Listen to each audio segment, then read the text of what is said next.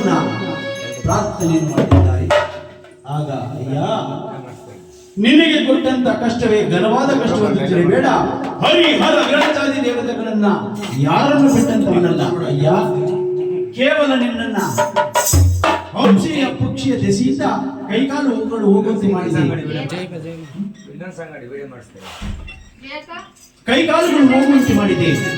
ಅದಲ್ಲದೆ ಹಿಂದೆ ನಾನು ಕಾಮಾಂಸಾಗರ ವೇಷದಲ್ಲಿ ಬಂದು ನಿನ್ನ ಮಂತ್ರಿಯಿಂದ 1 ಲಕ್ಷ ಕುದುರೆ ಕ್ರಯವನ್ನು ಪಡೆದಿದ್ದೇನೆ. ಅದನ್ನು ಪುನಃ ನಿನ್ನ ಖಜಾನೆಗಿರಿಸುತ್ತೇನೆ. ಅದಲ್ಲದೆ ಅಟಯೋಗದಲ್ಲಿ ಗೌರಿ ವ್ರತವನ್ನು ಮಾಡುತ್ತಾ ಋತುಮತಿಯರಾಗಿ ಆಲೋಲಿಕ ಮತ್ತು ಪದ್ಮಾವತಿ ದೇವಿಗೆ ನಿಂದುಗೋಸ್ಕರವಾಗಿ ಕಾಯ್ತಿದ್ದಾರೆ. ಆ ದ್ವಿತೀಯ ಸತ್ಯರನ್ನ ವಿವಾಹವಾಗು. ಅದಲ್ಲದೆ ನಂದಿನಿ ಶೆಟ್ಟಿ ಅತ್ಯಂತ ಶಾಲೆಗೆ ಹೋಗಿ ಭಕ್ತಿಯಿಂದ ನನ್ನ ಸ್ಮರಣೆಯನ್ನು ಮಾಡು. ಗೋಡೆಯಲ್ಲಿ ಬರೆದಿರ್ತಕ್ಕಂಥ ಹಂಸ ಪಕ್ಷಿ ಜೀವಂತವಾಗಿ ಬಂದು ಮುತ್ತಿನ ಸರವನ್ನು ಹೊರಪಡಿಸುತ್ತದೆ.